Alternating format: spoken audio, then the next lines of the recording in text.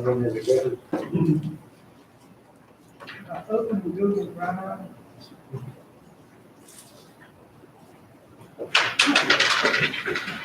Okay, here I go.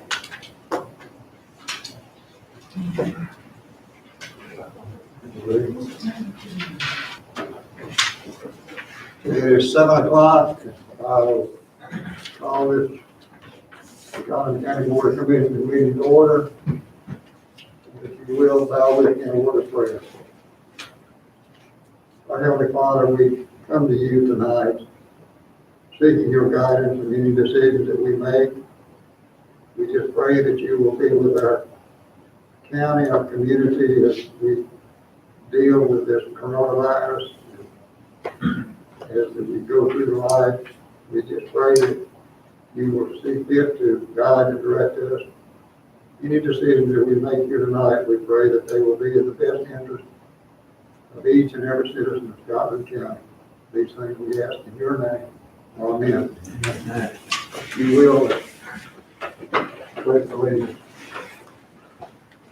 I pledge allegiance to the flag of the United States of America and to the republic for which it stands, one nation, under God, indivisible, with liberty and justice for all.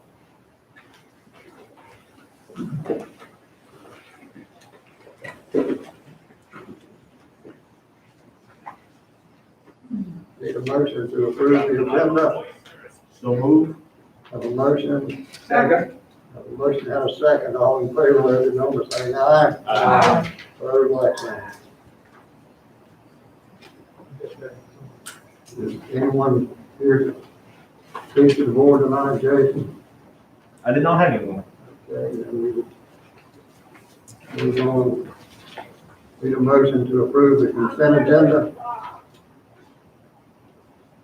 There's been sanctions. Oh, okay. Need a motion to approve the consent agenda. So moved. Have a motion and a second.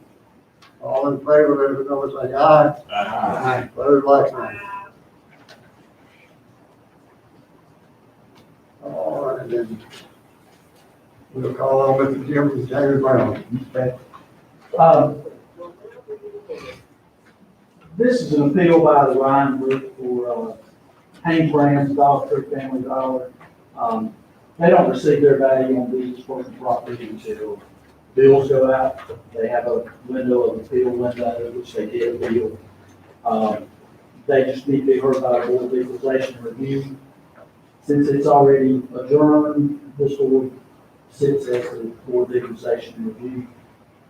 Sent you the package, the summary on page 1 of both of these is just a summary of it. They're wanting more economic obsolescence added, and they use a different value using the age-life method of to determine the value. We use a schedule from Department of Revenue for all our business property in the county. It would be the recommendation of the tax office not to make any changes to the tax year. I did put in that little note that I wouldn't be surprised next year for the board of equalization review to probably have some concerns of this issues, but probably for next year. We're talking about the values as of January 1, 2020. So, Anyone have any questions, Mr. Brown? Mr. Brown, who we on, say, release more than $1? On these names down here, they said the amount and reason. The amount is money that they owe the county. those are releases and refunds. Just that were done for the month of September, I believe. Is what those are. And this is just an appeal. This is, they have a right to be heard by the board of equalization review. Then they don't like that decision, it will go on to Raleigh to the property tax commission. Without us acting. Without us sitting as the board of equalization review, they can go to Raleigh, or do we have to? No, you are sitting as the board of equalization So review. we accept your recommendation. we haven't made the decision tonight. Understand that. So we can stop it or it can go forward. No, it can go forward either way. They can go forward either way, Right, you're right. whatever the decision is. I understand. We need to make a decision.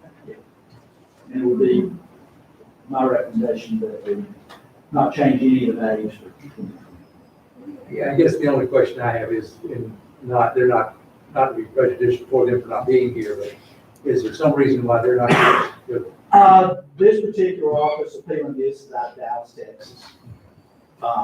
That's who we're dealing with out of this. It's unfair as it may be to you, and you in a very short period of time, kind of give us the substance of what they're appealing. Yeah, that, the summary on page 1 of both of these is, jurisdiction is not properly appraised the petition property at its true value. The appeal document demonstrates the need for economic obsolescence to be included. All 3 forms, functional, physical, and economic. Jurisdiction's depreciation tables do not include all forms of obsolescence. Petitioners utilize a different age life method to determine their value, and petitioners requesting additional economic obsolescence due to the COVID-19 pandemic. That's basically what they're asking for, a reduction in the tax value for 2020. Is the tax value that's assigned to real property, I think happens on January 1. Personal property is the same thing. Personal property is the For same. January 1. And on the front page, the very first page, for instance, well, just to give you an idea, Haynes Brands, we have, the county has a value of $2,996,000. They're requesting 1.8 million, so about $1 million reduction. What is the value just prior to the requested value? 2,000,000, 1.9. That is a, I'd have to go back into in this. It's a value they determine, and then they put a different, that age life method that they're using requires that figure to adjust off of like this. I have another question. With COVID, everything's challenging, different. With your interaction with other tax assessors, is this happening throughout the state? That because lots of Yeah, I think that, businesses are being hurt, obviously, by the economic downturn. So I'm wondering if this is something that's being felt across the state, and just if you have any idea of what's happening in other counties. I'm just curious. no, I mean, I think it's probably the same in every other county. I think for next year, there'll be some discussion on what type of reductions to make. Probably not this time. Isn't the critical date January 1st of 2020? Critical date is January 1, 2020. Now, and this group did, if you go on back to the back of this paperwork that I gave you, they had some stuff on, they had a chronological thing on COVID saying they do that January 1st. Before everybody else did. Yeah, before everybody else did, so. I mean, it's interesting reading, but that's, well. Any more questions for Mr. Brown? Mr. Brown, the law, according to what was submitted here, is that the assessment is presumed to be correct unless one of 3 things occur. Is that right? That's correct. And one of those would be if there was an arbitrary method used. Was there any evidence presented that you did this in some arbitrary way? No, we use a schedule date for the Department of Revenue. And then another was that you used an illegal method. You didn't use an illegal method. And then the third, according to the law, is the assessment substantially exceeded the true value. No, Haynes Brand sends us their accounting records of what they had the property value at. So we use their values that they send to us. There was no evidence of that, was there? No. And you valued this property in the same manner you did other personal property.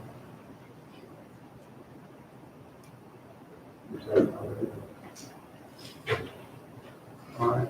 If there's no more questions, then, based on the recommendations from the tax department. Do we have a motion? I would move that we stay with the appraisal as given us by the evaluation given by the tax. Heard the motion, I need a second. Second. A motion and a second. Any more discussion? All in favor, let it be known by saying aye. Aye. Opposed, like sign. Thank you, Mr. Thank you Mayor. very much. Okay. April Smith. Mr. Katz.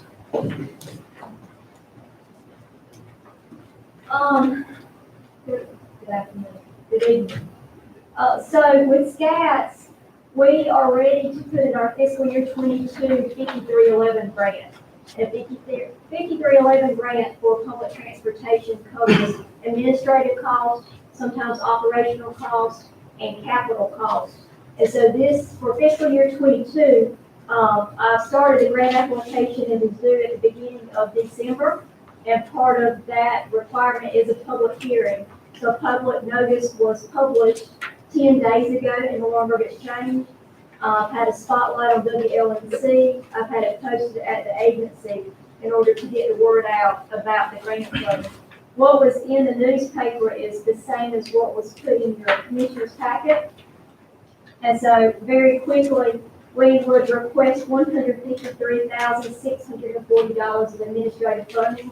That is a formula set by DOT for administrative funds. $30,000 of that being your local share. For capital funding, we are only requesting around $27,000. And that being because fiscal year 22, we're not eligible to replace any of our vehicles. They do not have enough mileage on them yet to replace next fiscal year. We should be replacing 2 vehicles in this fiscal year. And then we will probably end up waiting 1 year until we get 2 more or 1 more that can mileage out or meet the threshold of mileage according to DOT. And so what I have proposed for capital is for us to update our camera systems on our SCAT vans to make those camera systems more clearly better quality and that they can be downloaded when they drive into our parking lot. And so our staff don't have to go out and download off the van. We can watch the cameras live if that's what we need to do while the SCATs are around. So, and then finally, you'll see there's something called a Traveler's Aid Grant on there. That's something that would be new for Scotland County. That's a grant I came across as part of 5311. And that is a grant, I put $5,000 there. That would be for people in Scotland County who have become, who got here, I don't want to say by accident, but got here and can't get back to where they need to go. Maybe they have family in another state or somewhere else. That would get them a bus ticket or possibly a plane ticket to get where they need to go back to where they may have family at or where their permanent residence is. And so I requested $5,000 of that. So you'll see our total project is $185,000 and your local share is only going to be around $38,000. Anyone have any questions for April? Kevin, that 38,000, that would be in next year's budget, though, right? Because it's 2021, July. It's the 21-22 fiscal year, so this will be next year. Any more questions? If not, then I'll entertain a motion to approve the request. Have a motion and a second. Any more discussion? Is this the public hearing? Yeah, we need to have. We'll have to get through the work. Okay. I didn't, part of what was in the newspaper was anyone could send their questions to me or come review the grant application up until today. And I didn't get any requests for either. So, have to have a public hearing. Just ask. Just ask. So that.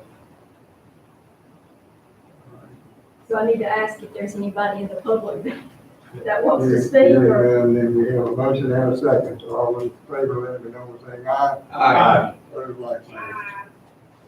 Thank you, Ms. Biggs. I have one more thing, if that's okay. I spoke with Kevin about this board naming me as the authorizing official for SCATs. Different counties do that different ways. Some counties have their county manager as the authorizing official. And what that means is that when the grants come through, when they need the final sign off, when they need certain documents signed in order to submit grants, I would be the person signing those documents versus Mr. Patterson. So I'm okay with that. Mr. Patterson said he did not mind that, but we wanted to bring it to the board. We have to have a name in tonight's minutes to move forward into the next fiscal year for DOT to accept anything from Scotland County. So you want your name as If this board is comfortable with that. That's the authorized official. the authorized official. I would make that motion. I have a motion in a second, All in favor, let it be known by saying aye. Opposed, like sign. Anything else, April? No, sir. Thank you. Thank you. And let me ask you one quick question. I don't want to, I had a question last week. If somebody needs a ride to the VA hospital, do we Yes, we will. provide that? And that's a new route we've started. We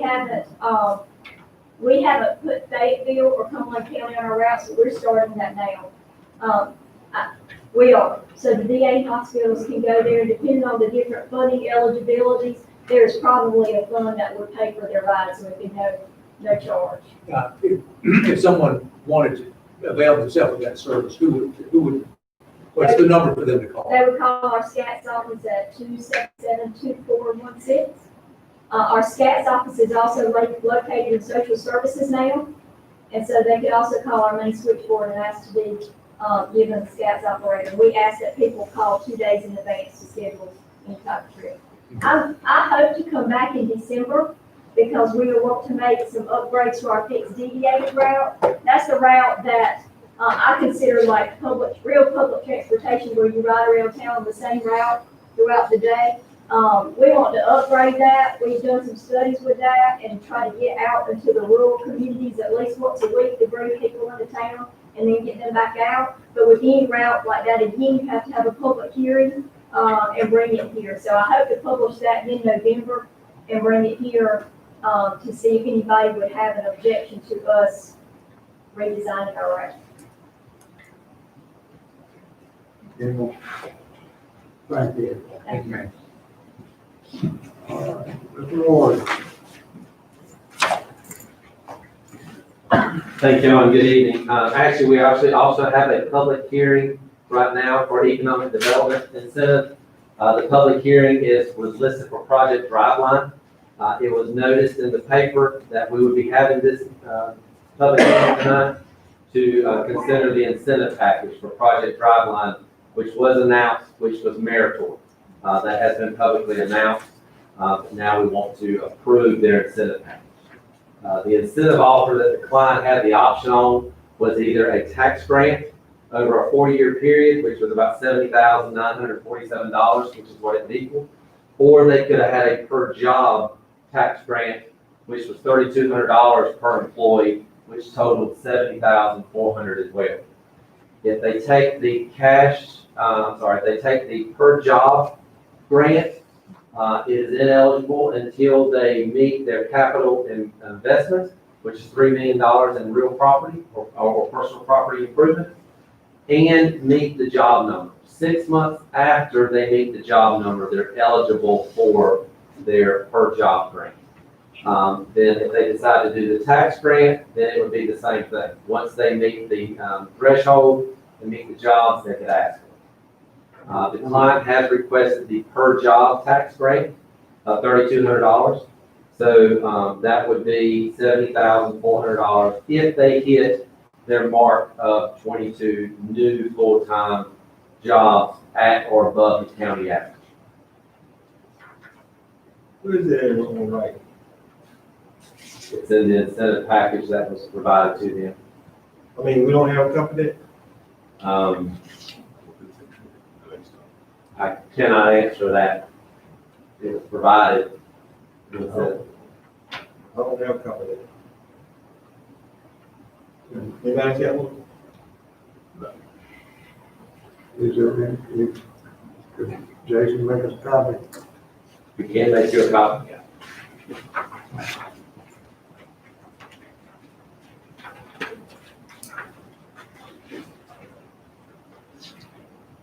That's the same one, same proposal you had in the close.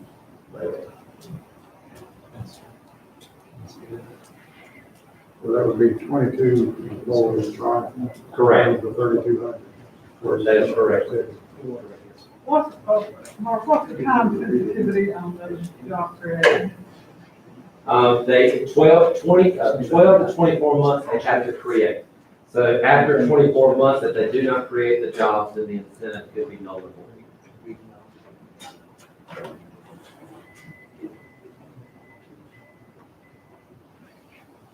I will say this is a public hearing to hear objections to it. It does not necessarily mean you have to approve it. It just means I do not have to have a public hearing again if you decide to table your decision to approve this. If there's no objections to it, we can bring it back to you if there's more information. So is the requirement of 3 million in investment and 22 new jobs? That is correct. We have to meet both before they qualify. Isn't that more jobs than we were initially kind of discussed, or what is it? Oh, for some reason, that number's just not in my head, but I'll accept it. Okay. That sounds about right to you, 22? Okay. Yeah. There's multiple projects that we'll speak about. It could be some muddying of the water with several projects. Yeah, I mean, yeah, I get that. And tonight, the most important aspect was having a public hearing. The board cannot make a decision on an incentive agreement until after a public hearing. And ultimately, the board would not need to make a decision on the incentive agreement until the point in time when, The client asks for the funds. yeah, basically, you would need to approve it before it can be paid, so. Surely they're gonna want an approval. You follow what I'm saying? Yeah. When they get into it, then Right. you get to that pay point, and we say, oh, no, then they're kind of, Yes, and their incentive offer states that it is contingent upon a public hearing and contingent upon the board of commissioners or city council if it's in city limits of approval. So they are aware of that. I assume we have members of the public that are viewing our meeting tonight. Is it appropriate to ask if any of those would like to be heard, since this is a public hearing? Most of, you find out if they're online, most of the people on the go-to meeting are Department heads. department heads. More of the public's probably in the YouTube feed. You can't comment on it. Yeah. But that, and we have not received any comment before this meeting.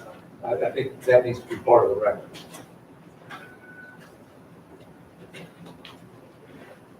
So there's nobody on the line that in favor of or against. Or is that? Not to my knowledge. I was gonna ask it, but for time being, I could have went on to the next one, but I think he's got your copies now, so we'll wait if that's all right for you and then let you see that.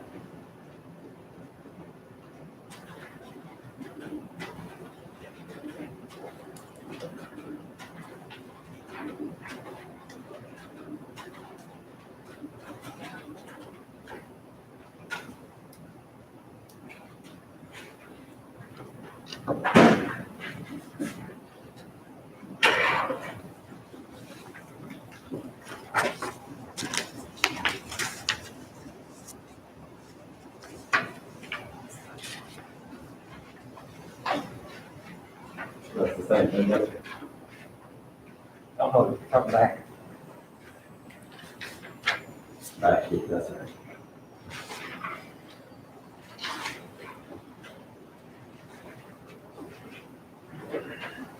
What's that, please?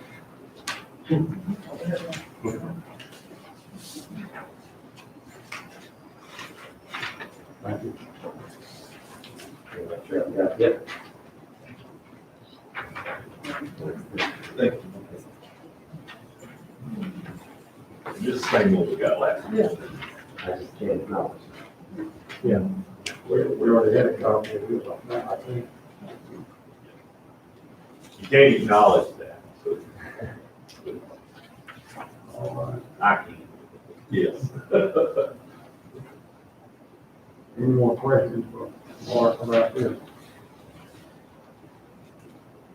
So I agree with Commissioner Ivy that even though you do not sign or approve an incentive agreement, you don't have to now. The client probably would like to know whether or not you would approve or not are going to approve this incentive package.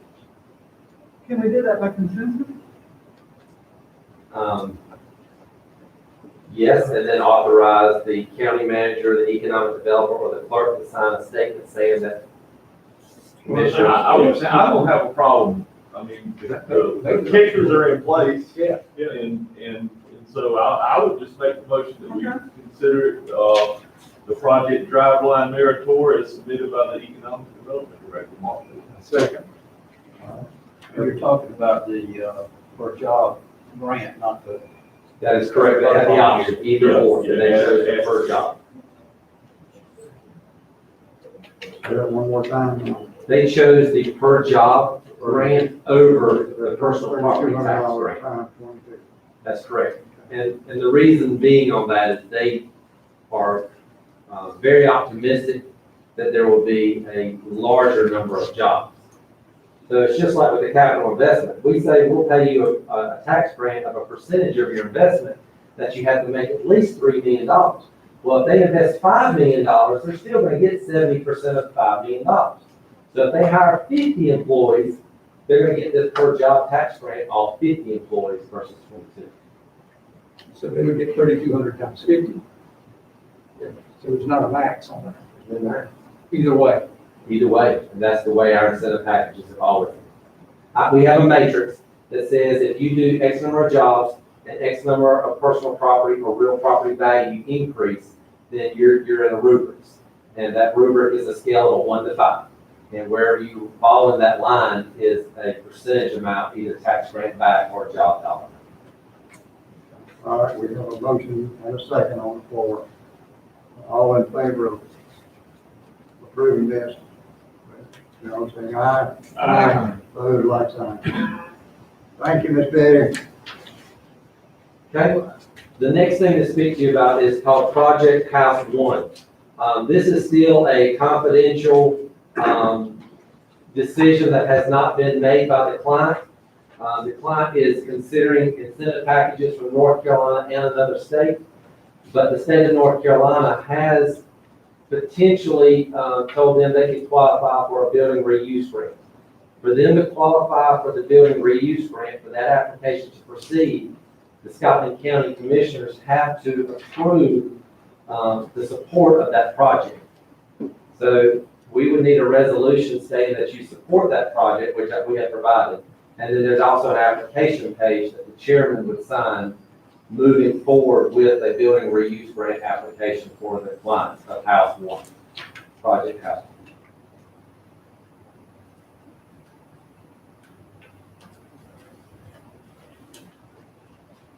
So the only thing we're committing to that is in kind. Oh, you're committing that,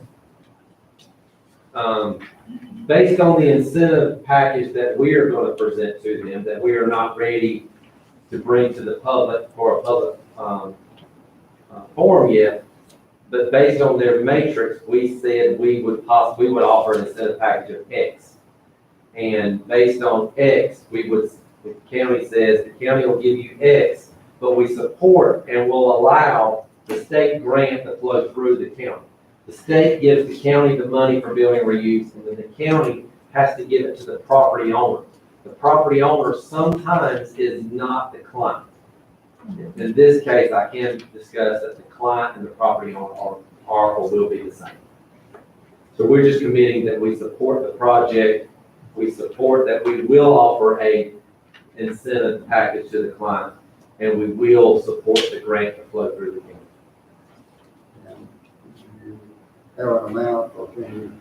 $70,000 is the building reuse grant.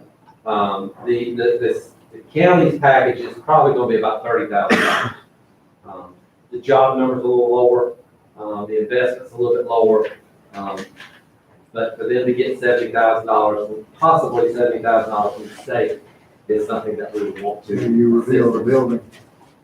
Building reuse, so they are rehabbing a building that is already in existence. You cannot reveal that. I cannot reveal anything about the project outside of that.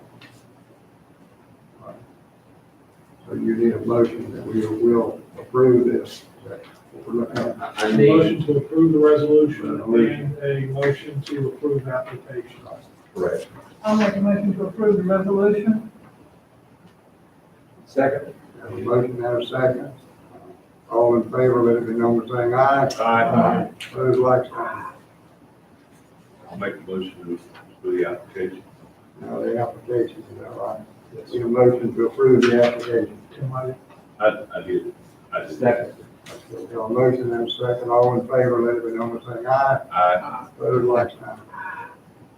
Thank you, Mr. Beatty. Yes, sir. Thank you, Mark.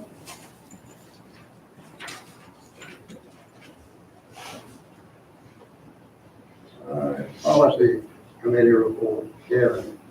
Okay, with this, the policy committee did meet last month. They went over several items. There's a list of them in the agenda with more detail. Most of these are changes, are just continuing changes as we are continuing to clean up our personnel policy, bringing them up to current language. And so most of the changes are fairly insignificant for for each of these. But these were recommended by the personnel policy for approval by the board.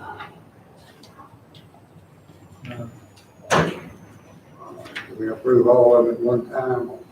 Yes, sir. I have a question on that military leave where it says eliminated the partial compensation and requirement reduced the pay voucher.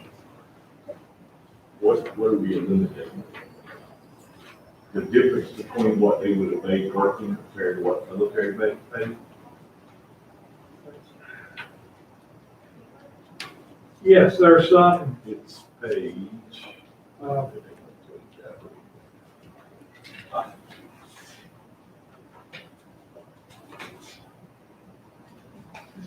and I know Susan Butler's online, but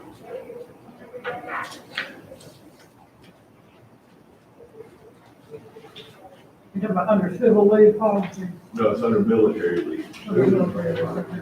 The bullet point of military leave is the one I'm talking about, which I guess is summarizing what was under military. right. And with that, I do believe that is the primary change where someone who is on military leave for a period of time can supplement their pay by using it, can supplement their pay back up to their standard pay. Right, but that's eliminated. Yes.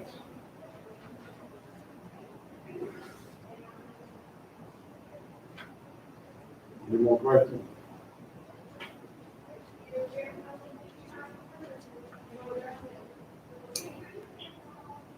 Now, in here, of course, they can still take this military leave and they can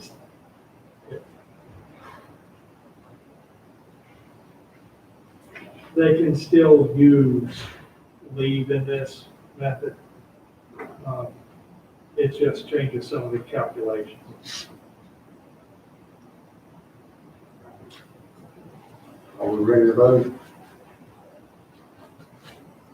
I'll make a motion to approve the policy changes.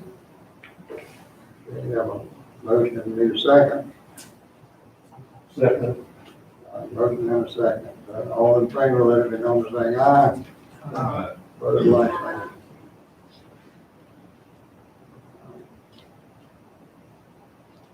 Kevin, the next item is yours too, Scotland County Schools. Well, finish up the next item on the policy committee. That was a play, I'm sorry. Yes, sir. I'm sorry. With that, of course, it was mentioned last month in the board meeting about looking at the possibility of developing a hazard pay and/or bonus for county employees. With the COVID relief funds that we have, we can use those funds to do a hazard pay, but it still has to be a dedicated, someone whose job is effectively dedicated to COVID response, which means more than 50%. And that can be difficult to track. However, certain employees are deemed under federal guidelines as dedicated COVID responders. These are law enforcement officers, public safety, public health employees. That would be law enforcement officers, jailers, 911, paramedics, as well as public health nurses. Now, that does not mean everyone in the health department would be considered public health, but there's guidelines there. In the conversation, brought up the idea of providing these COVID dedicated employees under federal regulation a one-time bonus of $1,000. These can be entirely funded out of the COVID relief funds that the county has been allocated.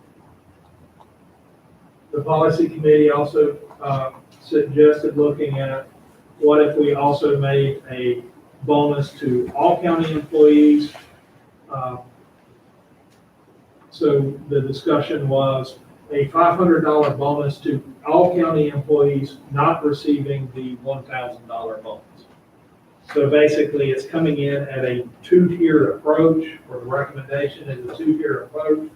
$1,000 gross bonus to law enforcement officers, jailers, 911 operators, telecommunicators, our paramedics, EMTs, and public health nurses. That would cost approximately $132,000. And a payment to all other county employees who are receiving full-time benefits. That would total approximately $135,000, or just under $270,000. The top amount, the $132,000, would come out of COVID relief funds. How many employees do we have?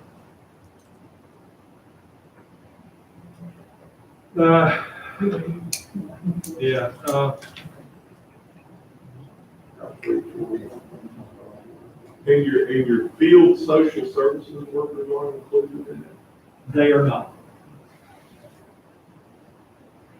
And that is, again, this is I one don't of know our that's federal by definitions. state and federal, but I just. 402.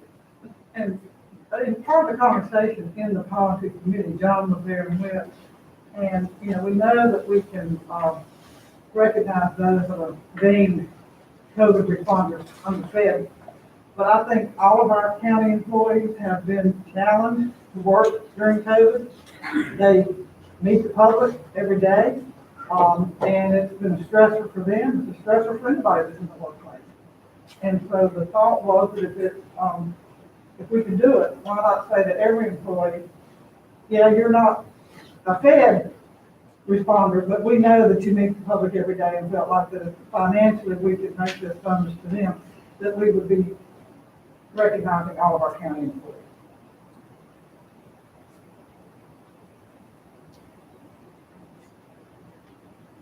And we're not at jeopardy of running out of this COVID money, right?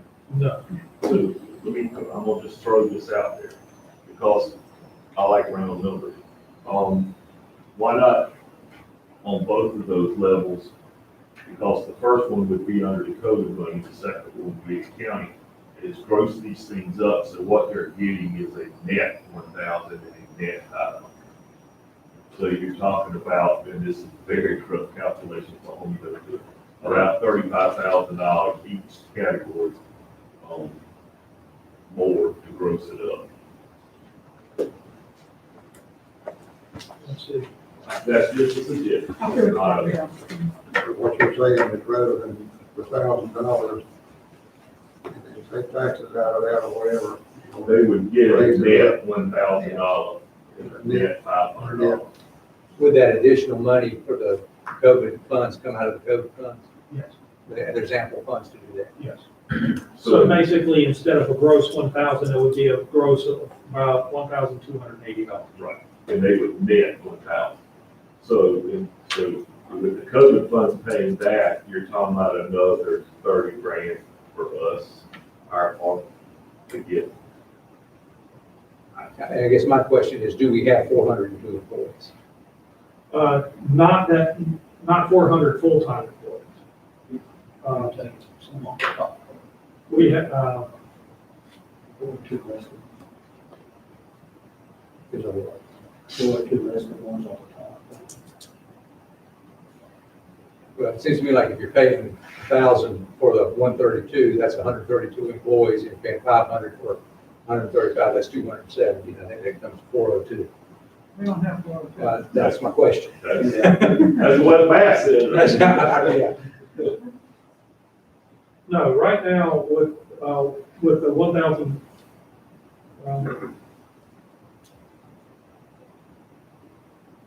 let's see, 130, 200, well, that's coming up about.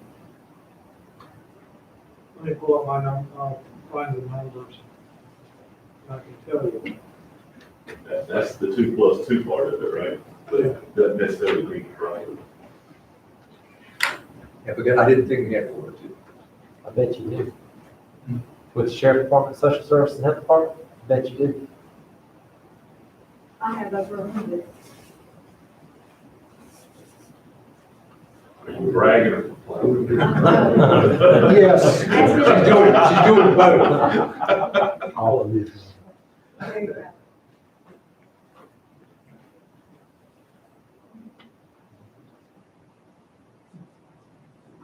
Number you, Trying to find the right file with it.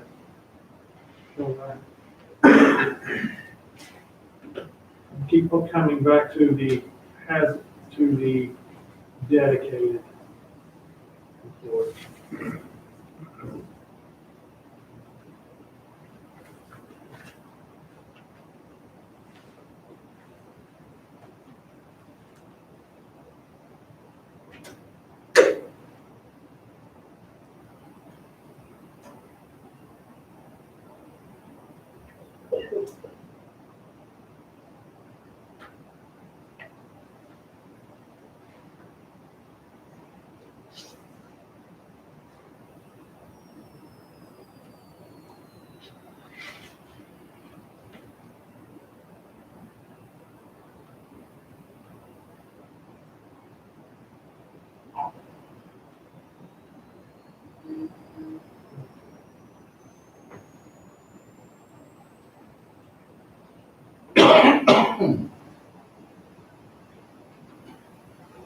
I have 100 and I have 302. But this total cost, also we're inflating it by about 28% because every time for the county to pay $100, fringe and everything else adds another $28 to it. No, I understand that. So, Are you saying you already calculated that yes, extra 28% in the numbers that you've given us? That's on the next page. Yeah. Yeah, all that's the total cost. But you had already done a net figure when you gave us the. Well, no, he was talking about the Social Security match and all that. Oh, that County piece has of to it, pay, that, right? the county has to pay, that's why I got it. Yes. The $132,000 for the $1,000 employee, well, for the $1,000 amount for the first responders, there are 99 first responders for $99,000. Fringe is $19,845.90. And then there were 12 additional first responders that were hired after July 1st, in between July 1st and October 16th. So adding those in, it would add an additional $14,460 which is what I basically rounded to 132,000. It is pretty good too. Okay, and that sounds more like the number I thought we had. All right, that's the pleasure of the board.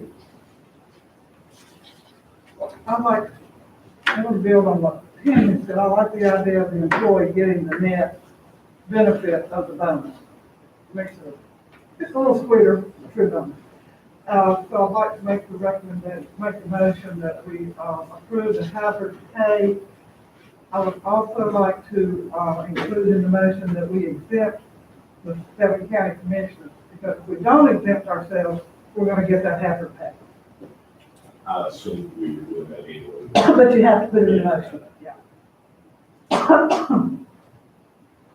I'm sorry, did your motion include, Exempting us. well, I think that, but you're going to do what Tim had suggested, Right. and that's up to the point that they receive. Bruce and I would rather get that amount, but leave us out. Okay. That, yeah. Now, with that, the gross amount will not be grossed for income taxes. It will be grossed for Social Security and retirement withholdings, but not for individual income taxes. You can gross it, I mean, you can. But at that point in time, you're calculating it. I don't know if our software will calculate. Their software does. Yeah. But, I mean, it usually, just put in what you want the net to be, it calculates the gross, but I would assume that it does that, but we'll have to assume that. Which is also part of the reason why we're trying to replace our software. Right. If not, there's software out there that you can go out and get that number. Yes. And put it in and then maybe put it into our software, but I know it exists. Yes, So, Otherwise, we'd have to put it in. Right. So I made a motion that we approve hazard pay, increasing it to a net value for the employees and exempt the 7 county commissioners from receiving hazard pay. Second. All right, have a motion and a second. Any discussion? All in favor, let it be known by saying aye. Aye. Opposed, like sign.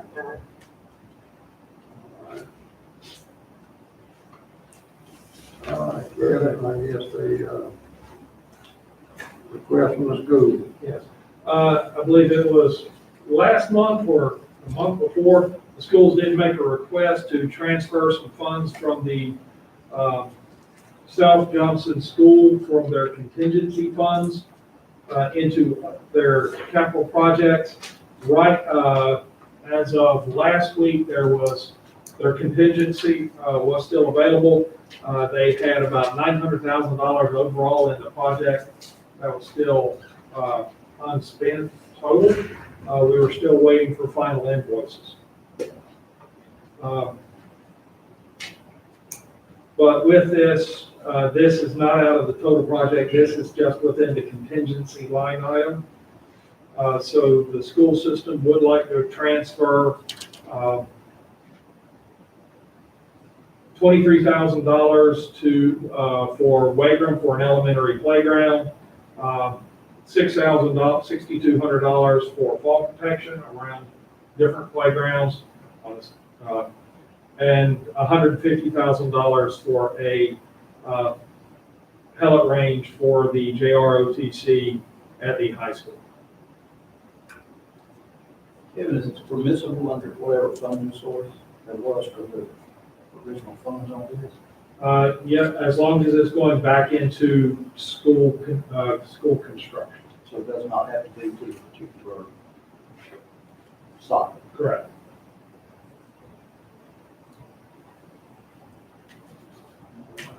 So what does JROTC do now for their facility?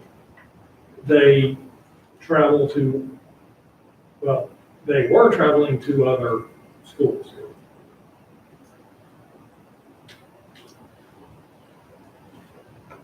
All right. You've heard the request, any discussion? We have a motion to approve the request, and I guess that's about $240,000 round figure. The school to use that for the projects that Kevin outlined.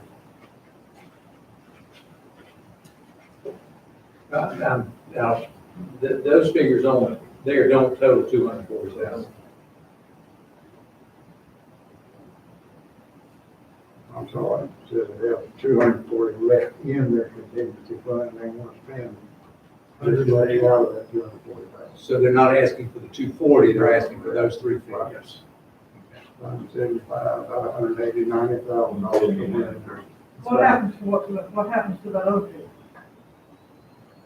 Once the project is closed out, it will basically roll back into the project funds and will determine the final use. If there are no other use approved by this board, it will ultimately go back to the capital reserve and go against the debt service fund. And you said, Kevin, you said there was 900,000 yet unspent. Yes, as of last week, but we were still waiting to verify that all invoices had been cleared. Do we believe there are other invoices that need to come? There were some invoices that were not submitted, and they were finally cleared up at the end of last week. So we're just going back through, getting with the schools just to verify what invoices, if any, are still outstanding. But the 900 you're talking about is separate from the contingency part, right? Correct. That's the original contract, but there's 240 left in contingency. Yes. Yeah. So this money, there's no danger that we have enough there's outstanding bills that are gonna exceed the 900,000, that this money would have to be used. Correct. We do not expect so. All change orders, which would have driven that over, have been accounted for. I'm like clear up now. I know this is a contingency fund and all that, but if you have more than $900,000 worth of bills floating around out there and they spent this, then they're gonna come back to the county looking for the rest of it. My feeling would be to wait until we get all the bills in and pay all of it before you turn this money loose.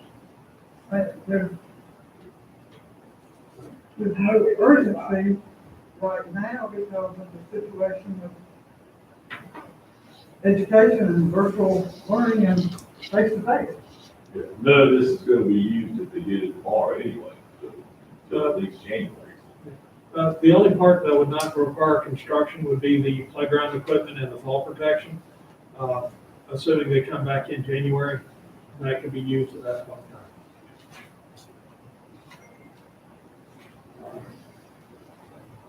So you first heard all the numbers outlined, what's the pleasure of the board?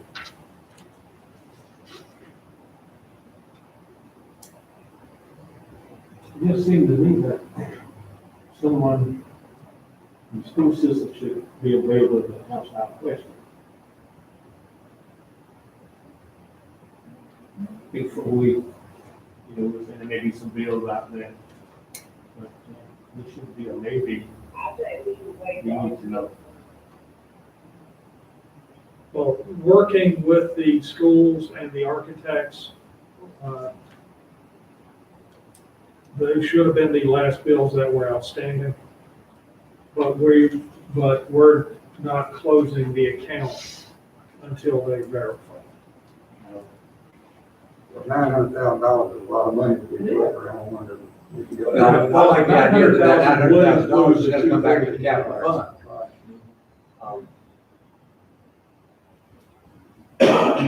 I'm gonna make the motion that we approve the request for the 23-111-38 and the 62-14-99. So that can be done and they can have that ready, hoping the kids come back in January. Second motion. That is my motion. Okay, you have a motion and a second. Any more discussion?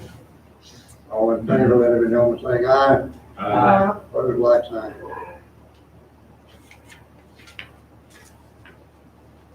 All right. All Hill Community Center, Kevin. Okay, we have been working with the architect to come up with site plans or potential site plans and tentative budget number for the Laurel Hill Community Center project based on similar capacity as the Wagram Community Center, or Wagram Community Center. The site plans or the mock-up and the floor layout are in your agenda. With that, it does have a full gym. It does have 3 multi-purpose rooms, approximately 14,671 square feet, which is about 700 square feet more than the Wagram Center. Part of that is there's also a walking track on the outside of the gym, which just grows the entire building. Which does what now? It grows the entire building. Inside one. Yes, an inside wall. The cost estimate comes in at 3.8 million, which was higher than originally estimated. Whereas, original conversations were $150 a square foot. For construction, this came in at over $200 a square foot. And about 215, I believe. Yeah. So,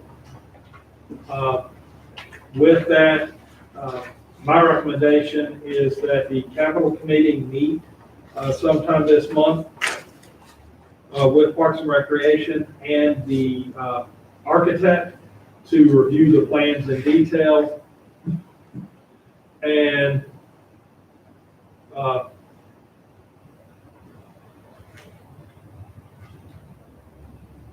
go off and look and determine what modifications, if any, the board wants our committee would like to recommend.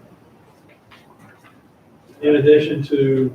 Well, my understanding was, $250,000 of this 3.8 million is architect fees.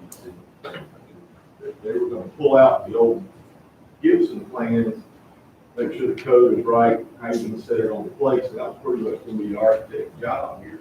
Now, we're talking about $250,000 just to the architect, and, that's substantial. I mean, I don't think anybody's sitting here saying we're gonna put $3.9 million. Well, I think that's why Kevin saying we need to go back to the architect and. But I mean, I was, before even that happened, I would say, hey, Right. Mr. Architect, Right. here's this, see what you can, we need to do. And then because people look, we can do that, I mean, but that's not what I expected out of that. It kind of shocked me when I saw it too, so, anyway. Is this the first one or the scaled down version? Uh, Is this the first or the scaled down version? This is the first. I still think we need to stick with it. Get the old, well, like Tim talked about, get the plans out, let him look at them, or let somebody look at them. And see how much the code has changed or whatever.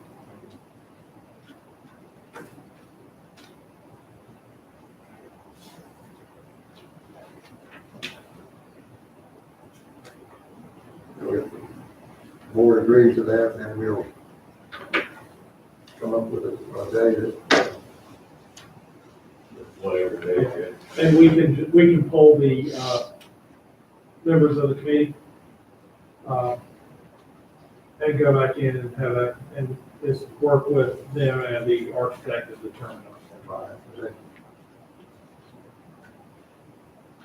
it'd be nice to say build it and get it over with, but, I think Tim's right, you use the 216 is just counting the construction cost. It's not putting in all those extra fees. Right. It's another $50 a square foot, putting all those other costs. 264 total.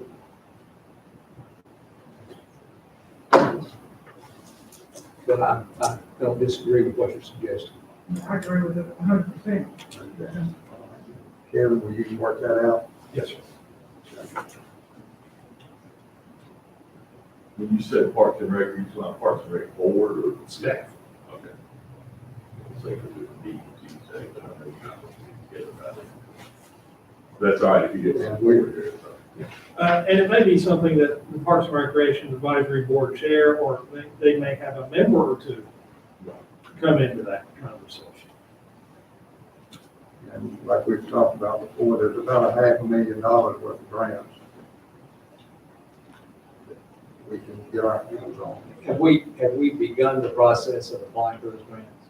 Right, yes, you can. Can't you have a plan? And the grants are, I think they're open in April, approximately April. Maybe I'm thinking the second quarter, or either the first or second quarter of next year. is what I'll go. All right. So Kevin, you're gonna work out the detail with capital committee and Yes. stakeholders, okay? I'm a, Bob. Do we need to decide, board, what we're looking to spend, you know? We don't want Kevin to waste his time, spend a lot of time, to come back with a figure that the board doesn't want to work with. Do we want to give him a guideline Like a on? budget or a. Yeah, you know, Well, I offered that at budget time, and the consensus was that we would set aside, I think that was your word for it, 1.8. Just not saying we'll spend that on it, but that was what we were, the number we had in our mind. We didn't vote on it, but it was just a consensus. it seems like, you know, when we use money, when we get kind of come with a hard figure, we look to be a plus or minus.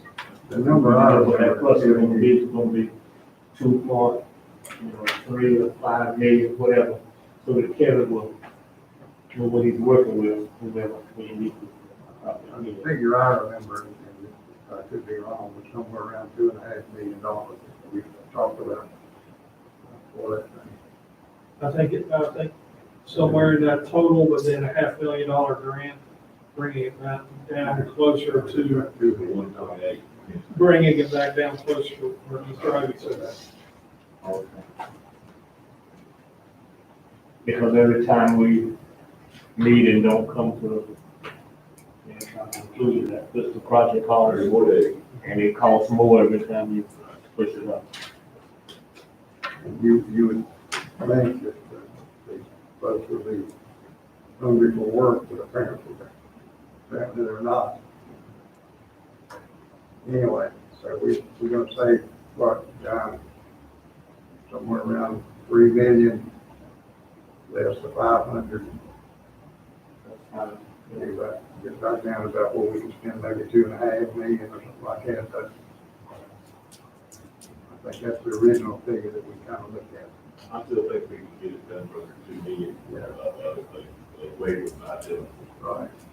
You know, and even with updating it, because I think the biggest problem with this cost wise, when you that 7. Figure that thing out. That's my Anyway, is that consensus? But I'm still thinking maybe not as high as 3 million. I would think, I'm thinking maybe 2.5 or less. I think the 2.3 That's not, and a grant of 500 and getting to 1.8. That's what I remember the conversation. we had. That's what I'm saying. Yeah, I don't think we want to necessarily be held to that, but I think we gotta try to keep it in that ballpark. Yeah, we're gonna have some parameters, or we're just kind of bouncing off the wall, Yeah. trying to figure out what we're doing, yeah. I know the 1.8 is what we originally, and I'm talking. Numbers in my head. Yeah. Because I think we wrestled to get it to that level. Go ahead, use 500, count, that's count 500. Yeah. So we can't depend on something to do that. All right, so you got the number that you're looking at, Kevin? Yes, sir. All right, board and committee appointments. We don't have any this month. All right. Kevin, COVID-19 update. Okay, with this, the case numbers, this, ones on screen are different than ones in your packet. These are updated, as of this morning, around 10 o'clock.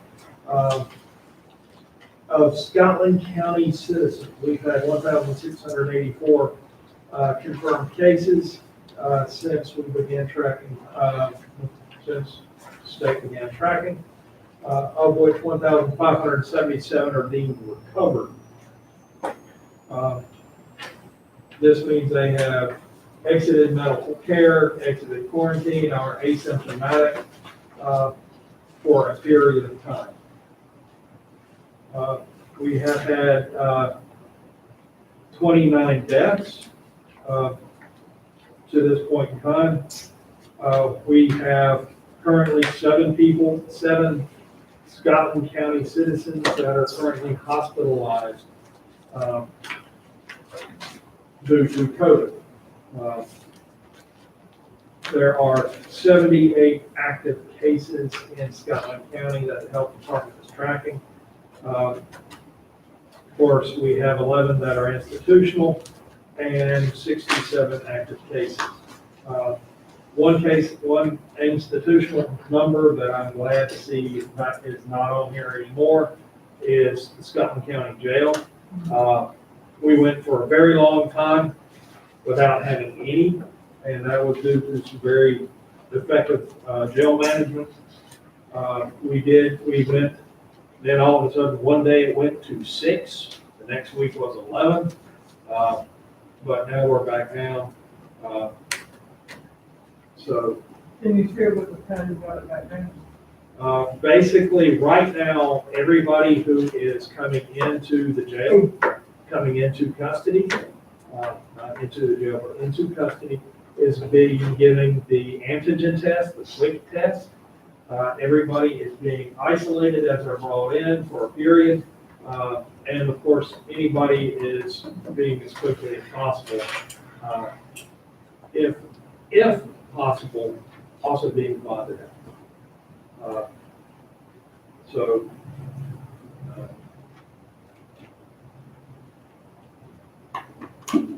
also, and it'll make a little bit more. With this, here's just a trend over the last month and a half that we've seen, of course, a continuing increase. The green numbers are the amount of active, or the amount of new cases in a week.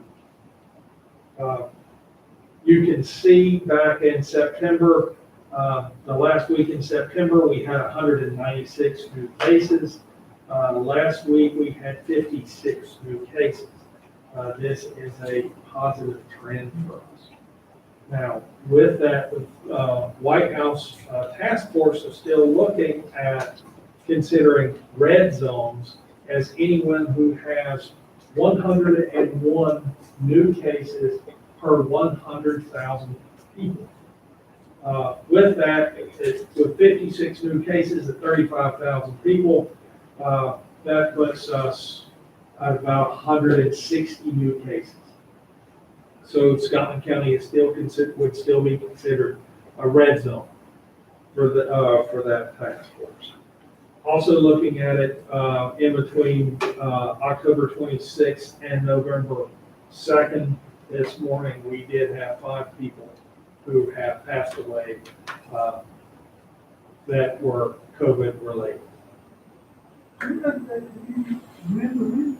October 26th through November 2nd, we went from 24, 1 week, we went from 24 to 29 COVID related deaths. I wonder if that's coming down because of the number that I heard that.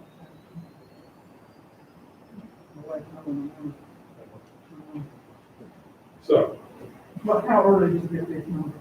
period? 10 o'clock. That's about what time I go. There wasn't another day. If it was a death today, it will probably be up in this number. It was probably not, it may not be in this number. For it to be counted, it would have to have happened before 7 o'clock. Kevin, I know early on, when they were counting the COVID deaths, the number that we were getting from the hospital, and it was, you had somebody who might have come from Marlboro or Robinson County. Or am I correct that these 29 deaths are all Scotland County residents? These are Scotland County residents. Okay, that's what I was afraid of and thought was true. Because with this, we have seven Scotland County residents who are inpatient. The hospital has a significantly larger number than that they are taking care of that are COVID, that are positive COVID cases, or that they are treating as COVID cases. Not all residents of Scottish County would consider to be Scotland County residents. So do they account for that in that number of seven, do you know? They are, because once they're deemed that that is their domicile, That are coming from Scotland County? yes. Now, if you were going somewhere for rehab, and I don't think Scottish Pines is rehab, but if you were somewhere for rehab purposes, you would not necessarily be a citizen. But since this is a long-term care facility, they would be. There are probably some exceptions, but primarily they're Scottish County. Now, with this, of course, we do have a slowing number of cases. And again, like I said, we had 5 people who did lose their life last week, and their death is COVID related.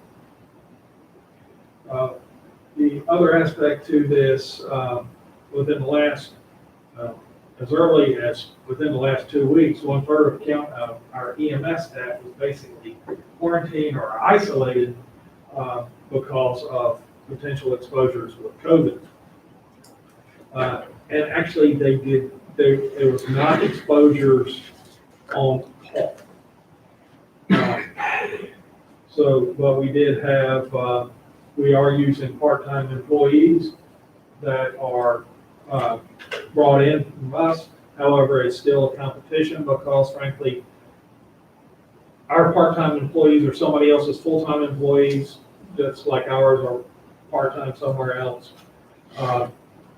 And a lot of people are getting strained due to this. So we do not consistently have 3 ambulances on the road at any point in time. As a matter of fact, at one point in time, we were down, last week, we were down to, or 2 weeks ago, we were down to 1 ambulance.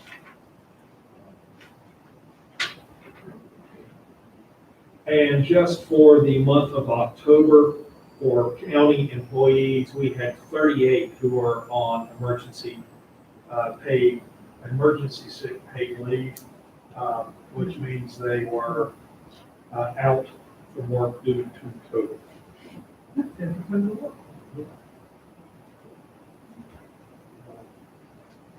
The number that you get on the screen is I find hard to believe, and that's the prison, only 4.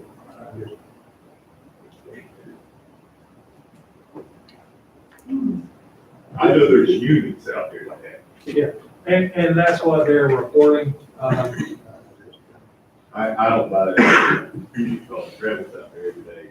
There's units of that out there. Yeah. But I don't know, maybe they got a different criteria. Now, with this, the prison has made adjustments. The hospital was contacting the prison because when they got so sick, they would actually go to the hospital. The health department was also contacting the prison, trying to get them modified. I did have a conversation about 2.5 weeks ago with the Department of Public Safety, and they let us know that they actually did a number of tests where they actually have gone in and they have tested every county, every correctional employee. And they did this with the full test, not just a quick test. And they did say that depending on how the results came back, they will do retest on employees potentially every 2 weeks. I'm not talking about employees, I'm talking about citizens. Correct. And I think they have worked at testing their prisoners. But some of the other changes, and this is statewide, they have actually restricted movement between facilities. And one of the things to it is also because the Scotland Correctional and Central Prison are the 2 prisons that North Carolina have that have dialysis centers. So we had a bunch of medically fragile people who were being brought in from all over the state. So that was the reason that we had a significant inpatient traffic. So, but they are making efforts to limit their numbers. And this would only benefit really the minimum security prison, but they have also made efforts to release anybody who qualified for their early release program or the state's program to get people out of controlled confinement. With that, the cases that we had increases to get in together, they are linked to community spread. This is not coming back where at one point in time, we were tracing them back to job site locations, to specific events. We still have some that can be traced back, but most of our spread is actually from, we're getting it and giving it to family members, friends, people we go to church with, for the vast majority of people. The concern is that with the holidays approaching, we are going to have more people who are going to be coming together. And I put in here the specific, changing that people are going to be meeting with people that they don't live together, that they don't live with. The expectation is if you have COVID and you're living with somebody, they have COVID. However, if you have it and your neighbor may not until you have dinner together. So that is going to be a concern. Now, with that coming up, we do have several holidays that are coming up that are large gathering holidays. North Carolina has had its first death related to seasonal flu, but here we generally do not have, our flu season really does not kick off with full gusto until January, until the heart of winter for us. Last week in the meeting that we had talking about it, the hospital did give an update of their 92 beds. They had 107 people in their care, approximately 104 people in their care, but they basically they are creating bed space now. So they have been on medical conversion, so they're sending people to other hospitals for care as needed. And they have yet to see the normal seasonal flu surge. So right now, their goal is to slow the spread, continue to slow the spread over the next 90 days, get through the holidays so that there is a greater opportunity to come back to normal, have our kids go back to school in January, and not just limit our ability to serve people medically in our community. Someone who's on medical diversion, what might be a simple 2 or 3 days here in town can come to a simple 2 or 3 days in Charlotte, which is a lot more cumbersome on family members in addition to expensive. Well, I know you set that Hamlet hospital up They came and set it up as a COVID hospital, but then they pulled out, never used it. Did they leave it set up to where they can come back and use it if they need to? It is still set up, that they have not reactivated. Yeah, I knew that, I didn't know if they left it for. The messaging was, is they were leaving it ready to be activated, so they could be activated within 48 hours. With this, the hospital is launching a new public campaign to encourage, of course, wearing the face masks, social distancing, and of course, hygiene. And the goal will be to share this messaging out with the organizations that were represented last week, as well as the community, so that we can have a consistent series of messaging to encourage additional safety measures over the holidays, basically looking at the next 90 days. And this is not their messaging, but this is just basically where I'm standing back in, where I just pulled some of Greg's wording. And again, it goes back to masks help the wearer marginally, but they help other people a lot more, and on the possibility that you are infected. And slowing the spread, again, slowing the spread goes off and not only helps the people that you live with, but it also helps your neighbors, because if they wind up having to go to the hospital for some other reason, there's more capacity for them to be served. And also, we all want to go back to continuing opening the economy up. And if we can get through the holidays without major spikes, that goes off and creates greater opportunity to do so. One thing Greg Wood and I, in other conversations, we both agree that we are looking for a vaccine to come out. Until then, this is not going to just go away.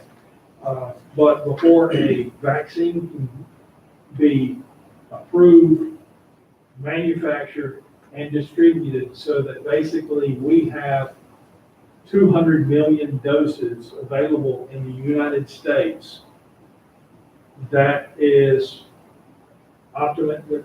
We're looking at July 4th of next year.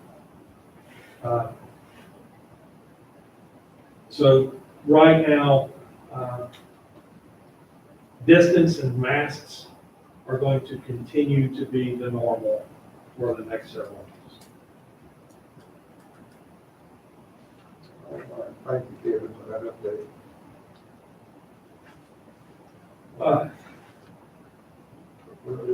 Moving right along to your county manager's report.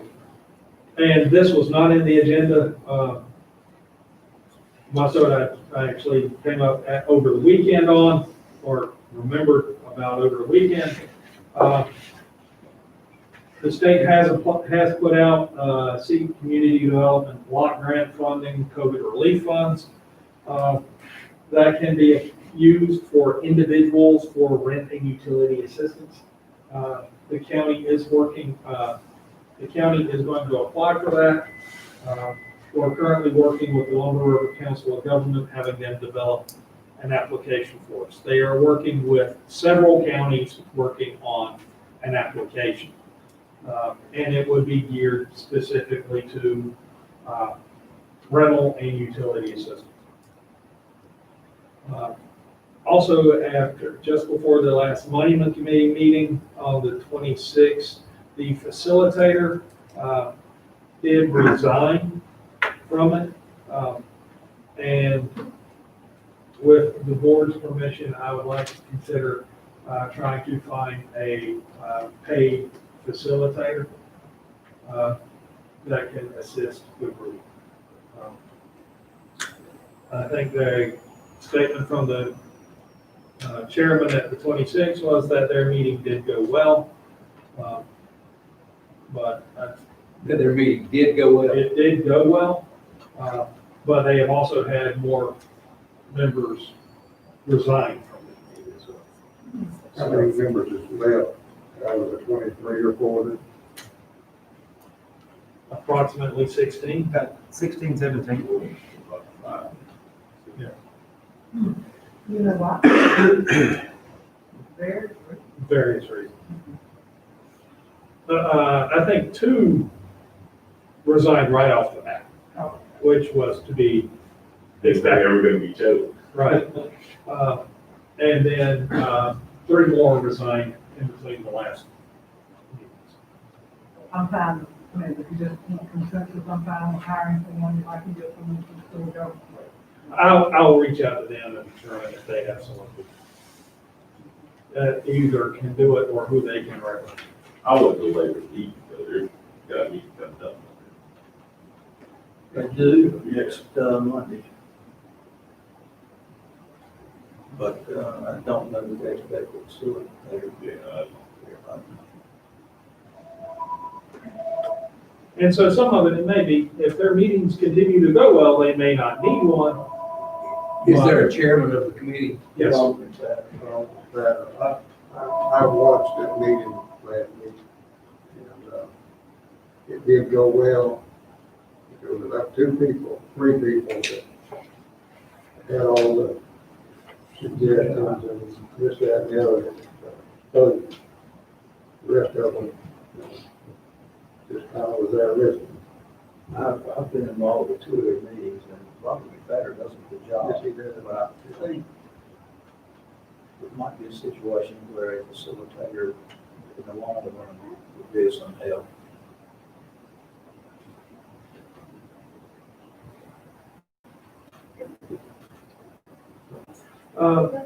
The other item is, and this is just going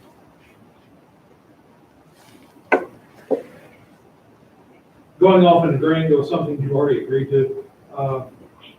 Just like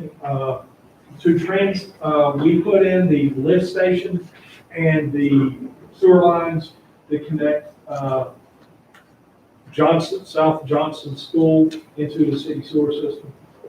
Just getting the board to reconfirm that there is interest in transferring those assets to the city of Market. So we can do this so that DEQ can officially transfer those into the city of Laurinburg's property. You need a motion for that? Yes, sir.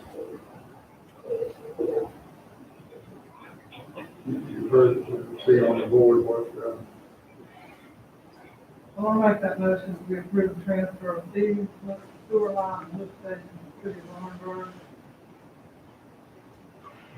have a motion and a second. Any discussion? All in favor, let it be known, saying aye. Aye. Opposed, like sign. And that is all I have.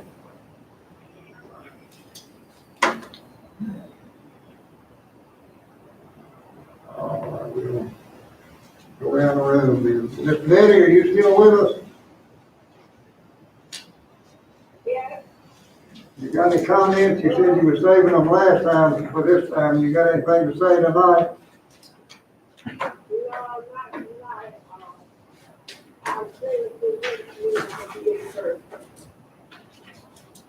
All right, well, thank you for being in there. Okay. Yes, sir. I do. This is the year in which the association, the North Carolina Association of County Commissioners, convenes their legislative goals committee. And it'll be done very differently this year. Kevin, I don't know what information you received from the association on that. Or if we have any local goals that we were going to pursue. Was there anything in your mind that was urgent? Nothing that's not already been part of, nothing that's not part of an existing legislative. Okay.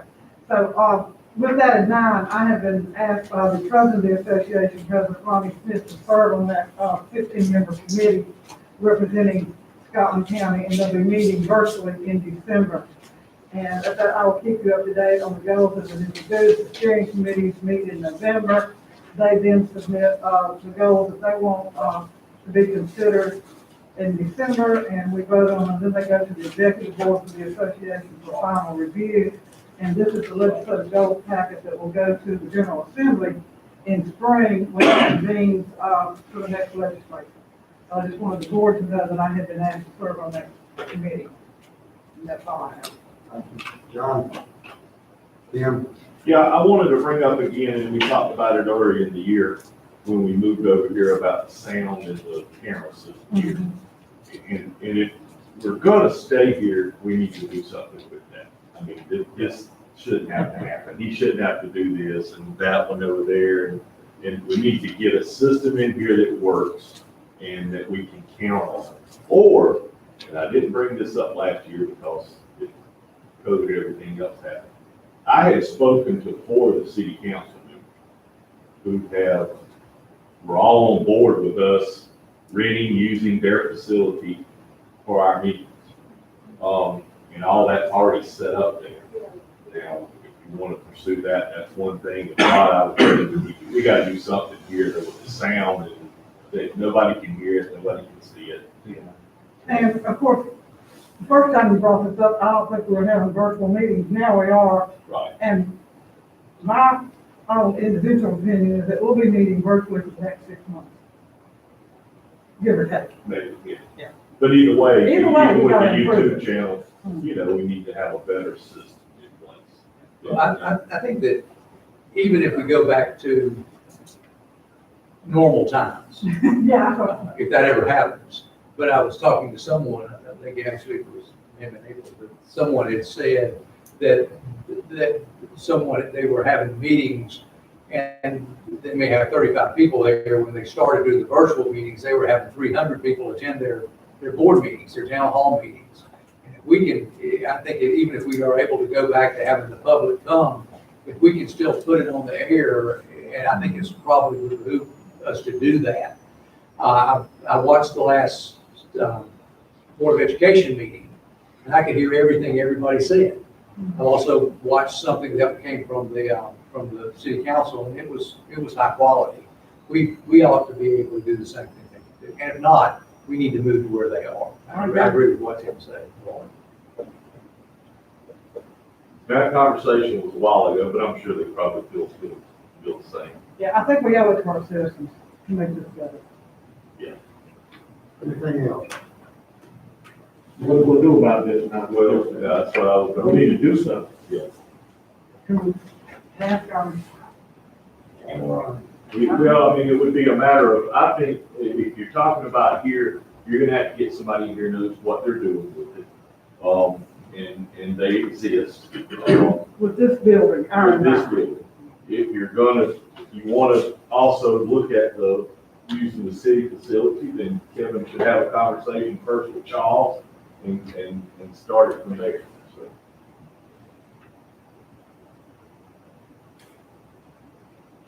All right. You want to pursue that now, or I think we pursue it. I think it was absolutely right. Kevin, will you just work on that? My suggestion would be, let's fix our house. Yeah, and I don't have a problem with that. That's my first choice. Yeah, yeah, That would be the first choice, for me anyway. right. All right. That's my call. I don't like to stand up, but I will if you move down. It falls upon me, and I really feel privileged and honored to have it fall upon me to present you, Chairman Davis, with a plaque that recognizes your 12 years of dedicated, unwavering I'm working. unwavering commitment to the citizens of Scotland County. You've given your time, your heart, and a great deal of work to make sure that these citizens of Scotland County were represented under your leadership as board on 2 separate occasions. I know firsthand that every decision you made, that it was weighed heavily on your heart to make sure that it was the right decision for all of us. I can't believe it's been 10 years since I joined you on this board and formed a professional relationship and a bond with you in serving our citizens. I will miss you, this board will miss you, and the citizens of Scotland County will miss you. And so, on behalf of our, Hang on. so on behalf of our citizens and this board, presented to Bob Davis in grateful appreciation for 12 years of service as a Scotland County Commissioner, December 1, 2008. Do you remember that day? I do. I know you do. Through December 7, 2020. This is to you. I can't hug you. I can't do anything that I want to do, but I'm going to clap my hands.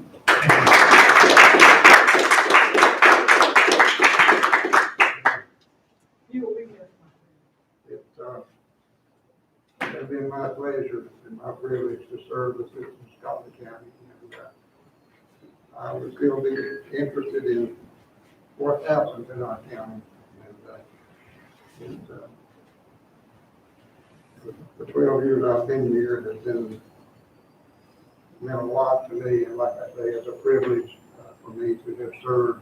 And I just appreciate all the guidance and help that I've had from this board.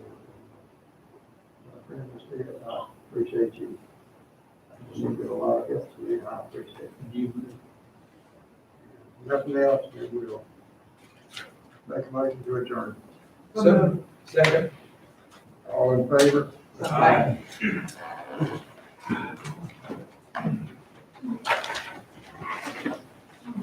Good luck tomorrow. You too. You too. We see you. I'll see you in many places, brother. Well,